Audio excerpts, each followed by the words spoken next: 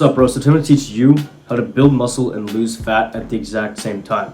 And yes, this is possible. It's called a body recomp. So chances are you want to pack on some muscle, but you don't want to go on a bulk and gain like a lot of extra fat. And you probably also want to get leaner and lose some fat, but you don't want to stop building muscle for a few months, and you don't want to even lose muscle.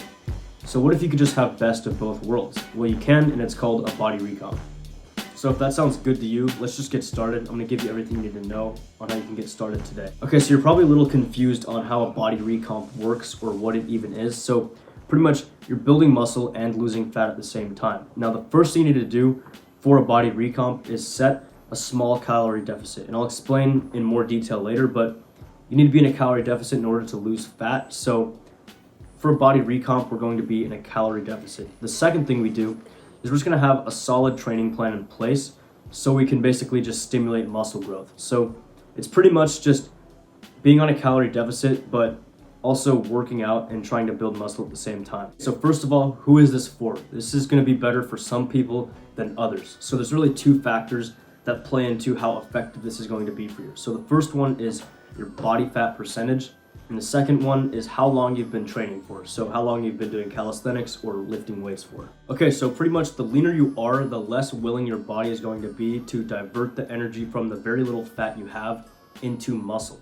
So pretty much the leaner you are, the harder it's going to be to build muscle and lose fat at the same time. And it's also gonna be really hard to even just lose fat because you're already pretty lean. So like I said before, in a recomp, we're gonna be on a small calorie deficit. So if you're already around 10% body fat or below, it doesn't make much sense to keep on cutting because you're already pretty lean, and you should prioritize maybe going on a bulk or maintaining your current size. So if you're already pretty lean, I don't recommend a body recomp for you. So if your body fat is a little bit higher, around 18 to 30% body fat, then a body recomp is better for you because you will actually see more results in the fat loss part of the recomp.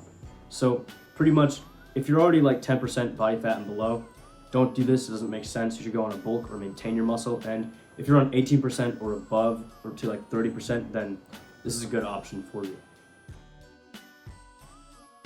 If you've already been lifting or doing calisthenics for like a year and a half plus, you're already gonna notice that it's gonna be harder to put on muscle after you get newbie gains, let alone putting on muscle on a calorie deficit. So if you're already experienced in lifting weights or doing calisthenics, it doesn't really make sense to try to build more muscle while you're cutting.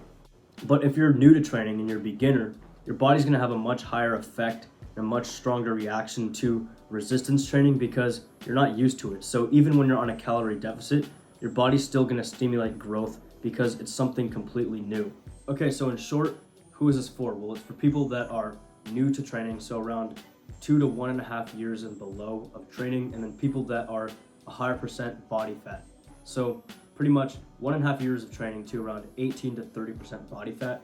So it's perfect for overweight people who haven't really lifted on the gym that much, people that are skinny fat, or people that have lifted before, but they've taken a big break off and now they're kind of out of shape. And this is not for people that are experienced in lifting, who already have pretty good gains and they're already pretty lean. And if you're skinny and lean, then also I wouldn't recommend this. You should focus on a bulk. We just need to do two things, and it's super simple. The first thing is dieting and just like having our diet dialed in, and then having a solid workout routine, whether it's lifting weights or calisthenics. Okay, so the first thing we need to do for dieting is we need to set up a calorie deficit. So that is pretty much where you just eat less food than your maintenance calories. So your maintenance calories are the amount of calories that maintain your current weight. So pretty much in order to lose fat, you need to basically reduce that amount of calories. Now that's not the only thing that plays into fat loss, but that's the main thing. So if you eat above your maintenance calories or at your maintenance calories, this isn't going to work. People with their calorie deficits, they do big deficits, like around 5 to like 800 calorie deficit. But the thing is, we don't want to starve ourselves too much because we're trying to build muscle. So a good amount of calories to subtract from your maintenance calories is around 250 to 400 calorie deficit. And the reason why this number is really good is because you'll have enough energy to have quality workouts, and you'll also have enough food to eat to still build muscle, and also this smaller number is easier to maintain. Okay, so for a body recomp, you're gonna wanna be at around a 250 to 400 calorie deficit. So You could go a little bit below this. It doesn't have to be exact, but that's sort of a good number to aim towards. So how do we find our maintenance calories? So there's two ways to do this. There's the less thorough way, and then there's the more like exact way. So the first way you can do this is you just go to a calorie calculator, you fill it out, and then you'll get a rough number. But if you want to be a little bit more exact, you do this. So you give yourself around 2 to around 4 weeks, and what you do is you get the number from the calculator you filled out. So let's just say it's 2,500 calories per day is your maintenance calories. So what you do is you eat that amount of calories every single day in relatively the same types of foods, and you track your weight at the same time every single day. So if at the end of the month you lose around 1.5 to like 5 pounds, you're gonna wanna increase your maintenance calorie amount to around like 150 to 300 calories more per day. And the same goes with the opposite. If you gain around 1.5 to 5 pounds off the amount of calories you got from the calculator, 2,500, you're gonna want to subtract around 150 to 300 calories so you can find like the almost exact amount of calories to maintain your weight. Once you find that, then you just subtract around 250 to 400 from the number that you got. Okay, so I got one more extra tip for a calorie deficit. So if you're a higher body fat percentage, like around 25 to 30%, you're gonna wanna make your deficit a little bit higher. So around like, 350 to maybe even 500 calorie deficit. And if your body fat is a little bit lower, like 25% to around like maybe even 15% body fat, then you're gonna want your calorie deficit to be lower. So that'll be around like maybe 100 to like 250. What do we eat to get the best results? So the first thing you wanna do is you wanna eat the right types of proteins, and you wanna eat the right amount of proteins. The reason why is because you're already on a deficit, so it's gonna be harder to build muscle. So we wanna maximize sort of our bang for our buck with our foods. So one of the things you can do is eat foods that are very high in protein and somewhat low in calories. So when you're cutting, I would recommend you eat around 0.8 to like 1.5 grams of protein per pound of body weight. Now this doesn't have to be exact, but I would try to just shoot for around 1 gram of protein per pound of body weight, just because you're cutting and you're trying to build muscle. So if you weigh 150 pounds, you're gonna wanna eat around 150 grams of protein every single day. So there's different qualities of proteins. So that means your body digests some proteins better than others. So you could eat 30 grams of proteins in like waffles or something versus 30 grams of protein in eggs, and your body will use the protein from the eggs a lot more efficiently than from the waffles. So it's important that we eat the right kind of proteins, and you can figure this out from this graph right on this screen. So it'll basically just show which proteins will have a higher bang for your buck. Okay, so now I'm just gonna list out the best proteins to eat while you're on a cut. So the first one is eggs. So one singular egg has 78 calories with 6 grams of protein. And of tuna only has around 100 calories to 120 calories, but it has 40 grams of protein. One like burger or like patty of ground turkey has 167 calories and 25 grams of protein. Lean ground beef, which is one of the best ones, has 65 grams of protein for a quarter of a pound, and that has around 330 calories. Okay, so I hate yogurt, but if you like yogurt, Greek yogurt's a decent option. It has 100 calories for 1 cup and 17 grams of protein. And then lastly, chicken is pretty good. It has around 38 grams of protein for like 1 cup, and that 1 cup is around 300 calories.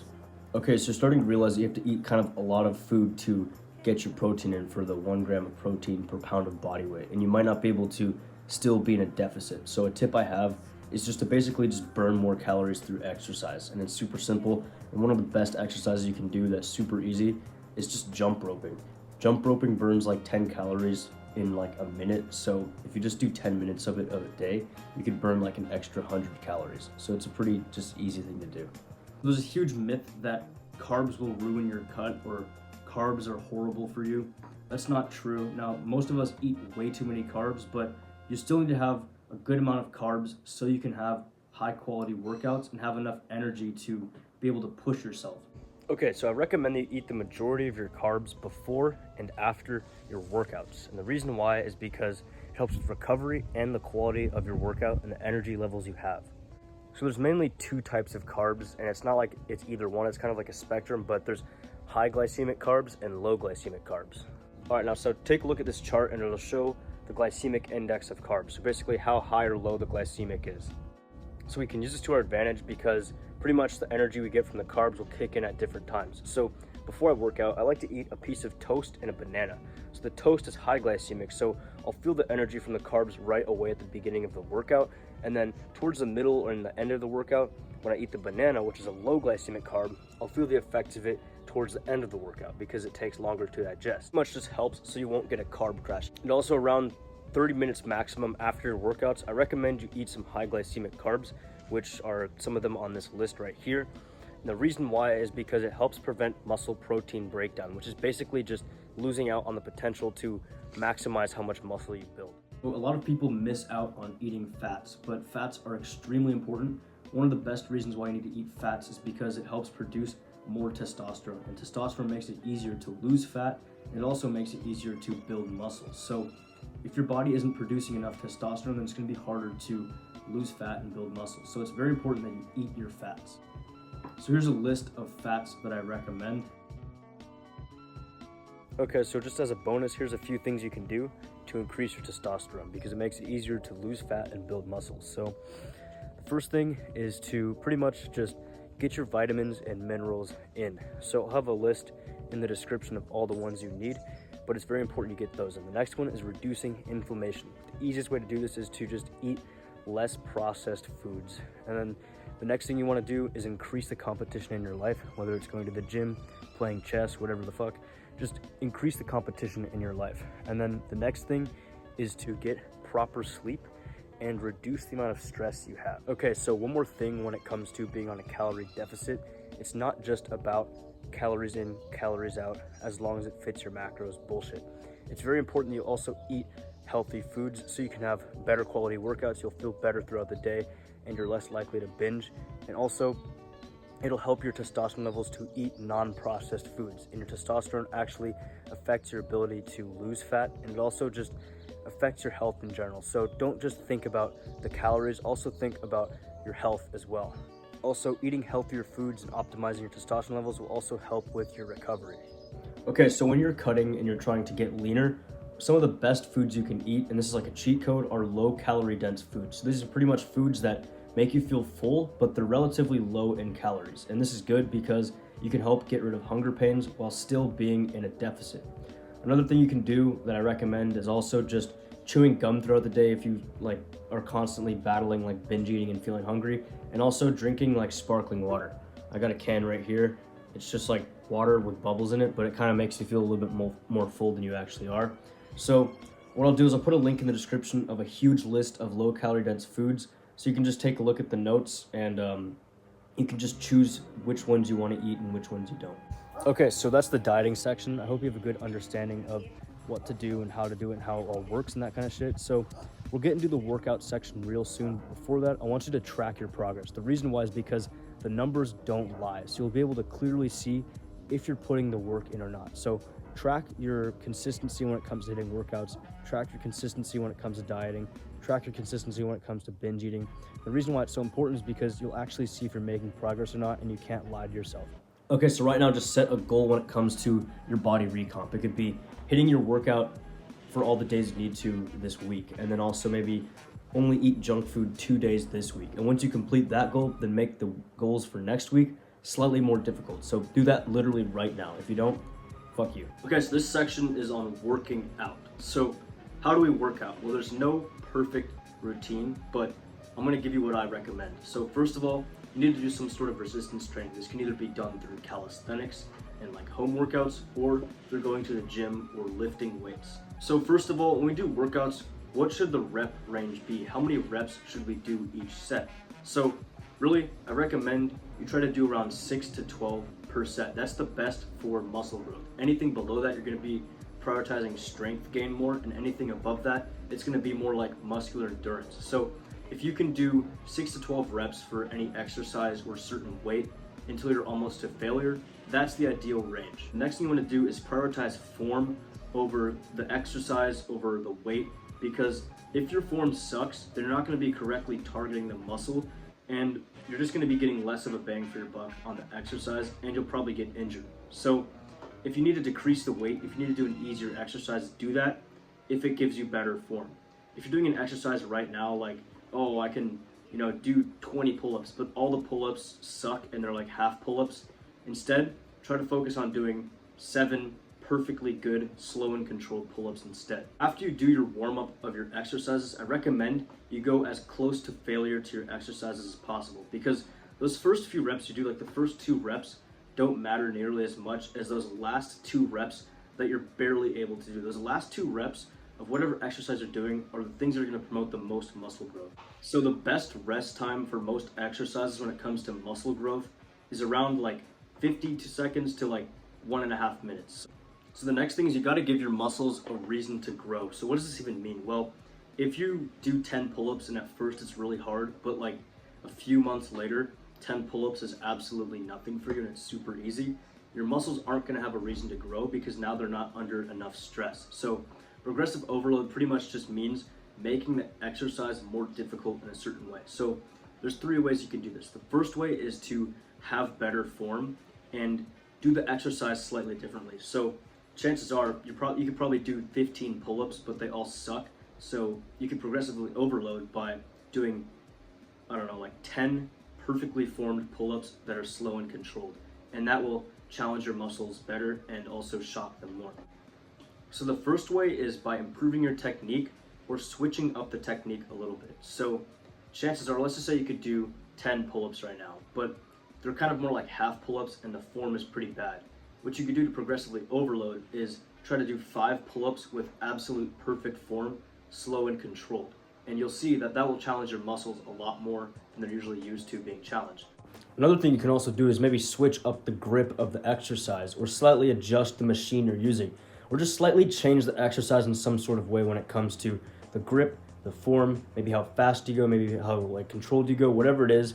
Try to change it up a little bit as long as you're keeping good form and being safe. So the next thing you can do is to add more reps. So pretty much you just add more reps to make the exercise more difficult. Once 10 reps becomes easy, try to do 15. Once that becomes easy, try to do 20. And I don't recommend going like above 15 reps for some exercises because it'll get to the point where you're prioritizing muscular endurance more, but this is still a good option. And the last thing you can do is add more weight. So whether it's doing weighted pull-ups, weighted push-ups, adding the more plates on bench press, doing heavier bicep curls, whatever it is, you can just add more weight. And pretty much the good way to determine when to add more weight or to change your exercise up in any sort of way is once it becomes easy for you. That's when you want to start changing things up a little bit. The goal is to constantly have some sort of challenge and stress for your muscles so the growth can be stimulated. Once it becomes easy and routine for your body to do this certain exercise, then you're not going to be getting enough growth. So the next is your workout split. So this pretty much just means which exercises you do on certain days of the week and which muscles you hit. So there's really no perfect split, but I think it's better just to keep it simple so you can stay consistent. So here's what I recommend. You do a PPL. So this is just push, pull, legs. So this means on Monday, you hit all the muscles that are responsible for pushing motions, like triceps, chest, shoulders, that kind of thing. And then on the next day, it's pull muscles. So what are the pull muscles? Well, back, biceps, right? Those kinds of muscles. And then legs, obviously it's legs. So pretty much you can just structure that throughout the day. I like to do 1 to 2 rest days depending on how sore I am, but it's pretty much just push this day, pull muscles this day, legs this day, push this day, and then pull and then rest. Something like that. Okay, so a body recomp is actually pretty simple, right?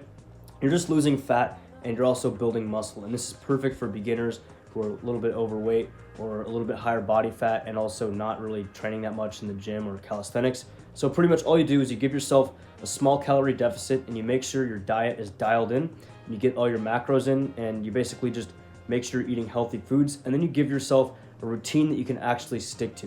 A routine you can stick to is better than a perfect routine because obviously you got to stick to the routine to get results, but pretty much just give yourself a good workout routine that works for you, and then once that gets easy, you switch up the exercise by either making it more difficult by switching up the form, just doing something to basically constantly shock your muscles. Then make sure you're always tracking your progress so you can see what you're doing wrong and what you're doing good, and just make sure you're staying consistent. That's the most important thing. So that's pretty much it. Give this video a like because I put a shit ton of work into this video, so if you don't do that, I hate you. That's pretty much it. I'll see you in the next one. Bye.